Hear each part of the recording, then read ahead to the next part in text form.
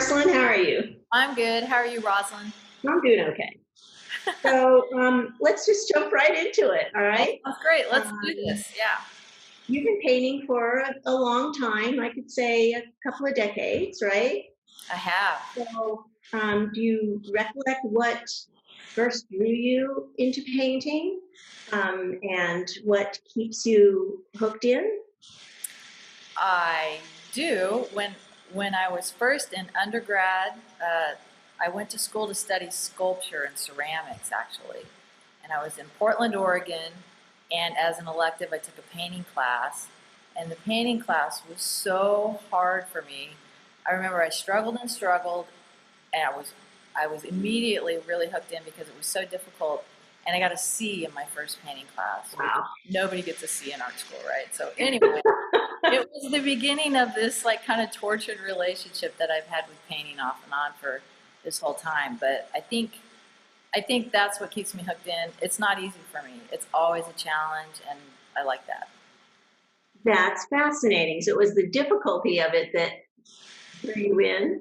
Most Absolutely. people would Yeah. like, I'm not doing that anymore. But I can see that relationship. Your work is sculptural, and in fact that kind of leads right into the next question, and that is about the shapes that you use. They're both bold and lyrical, and they have this real sense of confidence, but sensitivity. I was wondering if you could talk a little bit about the evolution of those shapes. Initially, uh, the shapes started pretty organically. They were rather large, bulbous forms that I would find that I felt like had a relationship to our body. Um, when I really started making these very simplified shapes, I was always painting in the 5 to 6 foot range. When you're standing in front of the painting, I wanted like a bodily reaction to the shape, whether people even realized it or not. So they started out very organic, and over time they have become a little more geometric, and then they may be even falling apart further at this point. Yeah. Okay, so they've kind of evolved. Um, when you say that they were like the body and you wanted to be kind of engulfed by the paintings, you wanted them to be monumental. Did they, when the shapes started kind of developing, did they have a relationship with objects in the tangible world, or were they, and did they move to be non-objective, or do they still have a relationship with the tangible world? Yeah, I never use any actual thing as a reference for the shapes. Like I'm not looking at actual human anatomy to derive my shapes. But I think that the other thing that I didn't mention that has to very much is important to the shapes is that they are sometimes kind of awkward or animated to a degree, or they used to be anyway. And so I think that kind of humanness or that awkwardness, clunkiness, and bulbous scale of the form related to the body. But I do not, and I never really have borrowed directly from observational things around me. It's more like I'm looking for a certain kind of mass and weight in the shapes. So, you have spoken of beginning painting by blindly using familiar paint moves. And that kind of reminded me of like starting a conversation, and those shapes are like your vocabulary. Do I have that right? I think so, yeah. I think all of us, after we've worked for a long time, we kind of have this toolbox of things that we just know how to use. And so I think to begin a painting, I will start in familiar places and I'll bring out some of the things that I know work for me. And I'll introduce that onto a blank canvas initially. But my work it's rather idiosyncratic, and so I'm always willing to depart and go down a totally different direction. So I may put these things out into the space and find a new place that I want to go with it, and I'll do that. I don't put specific boundaries about where I can and can't go with it once I've started. So maybe I don't really have, maybe it's, I was thinking of the shapes as the vocabulary, but when you say paint moves, you may not be talking about. Actually, so it's interesting because maybe 10 years ago the paintings would start with the shapes. The shapes 10 years ago the paintings were more object oriented. The paintings were about these forms in the space. And now I feel like the paintings are more an all over conversation. And I really start all of my paintings now with pores, very thinned out stains on the surface. And I build up multiple pores, and I just sit with them and find what it is about them that I'm really interested in. And that's where the shapes come in. I'm eliminating what I don't like. So the shapes now are dictated by what I don't like, what's going on in the pores. So it's like whiting out or erasing. Yeah.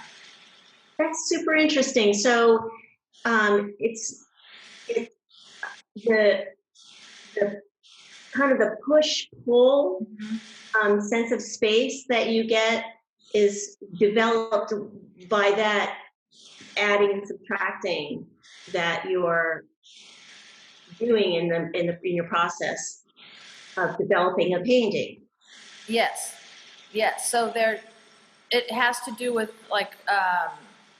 opposing elements and dualities, right? So like if I have a really soft, thinly veiled poured surface and I'm building it up and there's things I want to erase, as soon as I put like heavily pigmented paint onto that, it's just like two opposing things that are kind of charged and start to have a conversation, a push and pull, like exactly what you're talking about. So some of those opaque areas, just like they kind of like stop the viewer at that plane. That's where the ethereal pour paint like pulls you in. Mm-hmm. It's a really interesting effect. So I guess I want to talk more about your technique as a painter.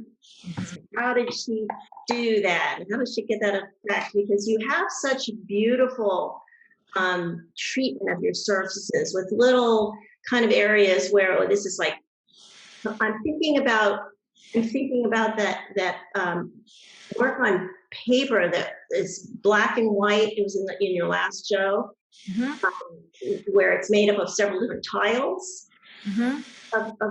There's like these little transitions where it's like opaque, and then there's something that's very thin and completely surprises and changes your sense of what's going on in this painting, that I just really love.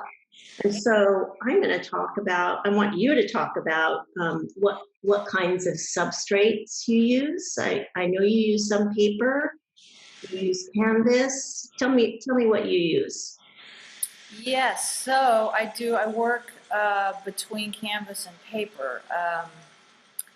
I use oil paint on paper, so I kind of treat the paper like canvas. I gesso it, a couple layers of gesso, and